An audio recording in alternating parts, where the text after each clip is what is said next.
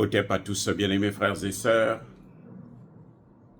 Macron, toujours Macron, en quête de personnalité, en quête euh, euh, de m'as-tu vu, hein? Il cherche à se faire voir, il veut qu'on le voie, il veut qu'on sache qu'il est là. Vous savez, il a commis encore une autre gaffe au G20. Alors, vous savez, au G20, lors des grandes cérémonies internationales, lorsqu'on prend la photo de famille, au premier rang, on met toujours en place les chefs d'État. C'est toujours les chefs d'État seulement et parfois les chefs de gouvernement. Mais pas n'importe quel chef de gouvernement. Les chefs de gouvernement des pays ou qui ont un président qui est là juste à titre honorifique. Comme la Grande-Bretagne, le chancelier allemand, c'est un premier ministre en fait. Le premier ministre indien, hein, oui, ou le premier ministre israélien, Netanyahou, eux, ils peuvent se mettre au rang des présidents. Mais en général, on met toujours d'abord les présidents. Après, maintenant, le second rang, on met les premiers ministres qui représentent leur pays. Et après, maintenant, on met les ministres des Affaires étrangères. C'est ainsi que Emmanuel Macron va se retrouver au G20 avec le ministre russe des Affaires étrangères, M. Lavrov. Regardez bien ce qui se passe. Emmanuel Macron est arrivé un jour avant le sommet. Un jour, oui, un jour avant le sommet. M. Lavrov aussi est arrivé 1 ou 2 jours avant le sommet du G20 qui s'est tenu tout récemment à Rio. Emmanuel Macron a passé tout son temps à rencontrer toutes les autorités, hein, les plus importantes, les pays les plus puissants, les pays riches comme la Chine. Hein, il a parlé avec lui, il a rencontré d'autres, le président de l'Argentine. Bon, c'est pas un pays riche, la pacotille, mais bon, quand même, il a rencontré ce pays. Je veux dire que Emmanuel Macron a eu tout le temps de rencontrer tous les dirigeants qu'il voulait rencontrer. Emmanuel Macron ne s'est pas donné la peine de chercher à rencontrer le ministre des Affaires étrangères russe, M. Lavrov. Vous voyez, il a passé son temps à rencontrer d'autres gens. Lui, le russe, il ne veut pas le voir parce qu'il pense que le russe, bon, c'est rien. Lavrov, aujourd'hui, c'est lui qui représente la Russie au niveau international.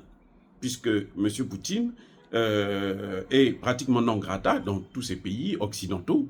Donc, et ça a toujours été comme ça. C'est Lavrov qui voyage le plus. Hein, Poutine, lui, quand il vient, quand c'est vraiment très, très sérieux, là, il peut venir. Alors, il a tout fait pour rencontrer tout le monde, mais il a ignoré Lavrov. Il a ignoré la présence de Lavrov. Il attend le jour où on prend la photo de famille.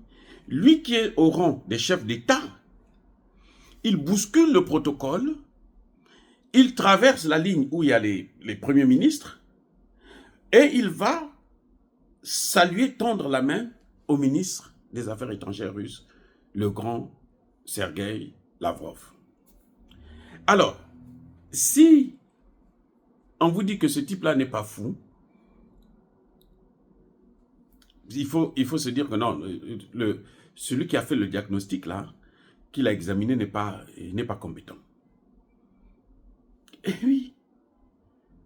Pourquoi tu attends la photo de famille pour venir tendre la main à Lavrov? Parce que monsieur veut qu'on sente que non, lui, il est important. Non, mais la France n'a plus d'importance. La France a perdu son éclat. La France est un pays en déclin, c'est un pays en faillite.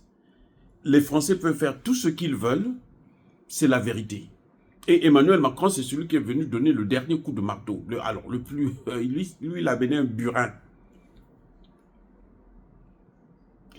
C'est-à-dire que les gens, je ne sais pas ce qu'ils voulaient montrer par là. Est-ce qu'ils voulaient dire que non, lui, il aime les Russes, lui, il parle avec les Russes, lui, il est tolérant, lui, il est négociateur, lui, il n'a pas pris des sanctions.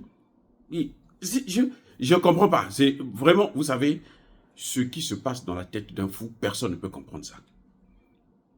Si quelqu'un vous explique comment cette attitude-là, vous ne pouvez pas savoir. C'est comme si c'est quelqu'un qui était sous l'effet de, vous savez, la poudre blanche là, il a pris ça, il a tellement consommé, et puis il fait n'importe quoi. Et il avait tout le temps de rencontrer Lavrov. Et il pouvait s'asseoir avec lui pour parler des choses sérieuses. Ce sont eux qui sont en train de emmener le monde vers une grande guerre mondiale même. Et il se comporte comme ça. C'est-à-dire que il devrait... Si j'étais à sa place, j'aurais eu le temps de m'asseoir avec lui pour parler de la situation en Ukraine, à tête reposée, et puis voir comment on peut remettre les choses en marche. Bon, il faut dire aussi que Poutine ne veut plus parler de lui, parce que, vous savez, il y a eu un entretien entre Macron et Poutine au téléphone, et Macron a enregistré l'entretien, et après il a balancé ça sur les chaînes pourries de la France. Il a balancé ça. Vous voyez, c'est un malade, il est complètement... Je préfère encore avoir affaire à Biden, parce que Biden, quand il est dans sa lucidité, lui il est vieux quand même, il est sénile, donc c'est peut-être ça parfois qui entraîne certaines défaillances, mais il a la tête sur les épaules. Emmanuel Macron, il est complètement dingue. Il a perdu la tête. Il n'est plus là. Comment tu vas te déplacer lors de la photo de famille? C'est là que tu trouves le temps de venir saluer, tendre la main à Lavrov. Mais c'est incroyable. Voilà encore une autre des folies d'un homme. En fait, Emmanuel Macron, il est l'homme le plus haï de la France. En Afrique, c'est même pas la peine. Personne ne veut entendre parler de lui. Si vous voyez quelqu'un en Afrique là, qui veut rencontrer Macron, ce sont les chefs d'État qui n'ont pas de tête. Les chefs d'État africains qui n'ont pas de tête. Les chefs d'État africains qui ont la tête là, qui ne sont pas des sardines. Non, ils n'ont rien à foutre avec Macron. Non, non, non. Mais attendez, le président Assimi Goïta a décliné l'invitation d'Emmanuel Macron en France. Le président Assimi Goïta a décliné l'auto-invitation de Macron au Mali. Macron voulait venir au Mali. Comme Assimi Goïta ne veut pas venir en France, Macron s'est dit, moi je veux venir te voir là-bas au Mali. Assimi Goïta a dit non. Parce que il est trop nain, c'est un petit nain géopolitique, il ne vaut rien. Mais je dis bien rien. Pour un chef d'État africain qui a la tête sur les épaules, Macron, quand il les invite, il n'ira même pas. De toutes les façons, il a trop de problèmes. Donc même l'aide que vous cherchez là, les chefs d'État africains, l'aide là, vous n'aurez pas cette aide parce que la France elle-même a besoin d'aide. La France est sous perfusion. Et la France est sous assistance respiratoire, économiquement parlant, et même politiquement parlant. Je dirais même militairement. La France, c'est un pays en déclin qui essaie d'aller dans ces réunions pour qu'on dise que la France existe quand même. C'est une puissance, mais ce n'est plus une puissance. Il y a des puissances là. Vous pouvez parler par exemple de l'Indonésie. La France ne peut plus parler devant le président indonésien. Surtout pas au président indien, au premier ministre indien Modi. Non.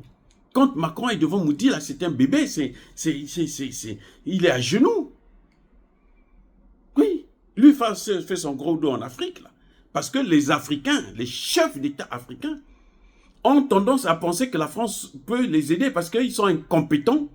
Ils ne valent rien. Quand Macron les appelle, ils courent comme des idiots. Mais sinon, les vrais chefs d'État africains, ils n'écoutent pas Macron. Macron, c'est une sardine. C'est le sardinisme, ça. C'est-à-dire qu'il n'y a rien qu'on peut retenir avec cet homme-là. Donc, bien-aimés frères et sœurs, encore une fois de plus, soyez bénis, abondamment bénis par le Dieu des Kémites et par nos ancêtres angélisés.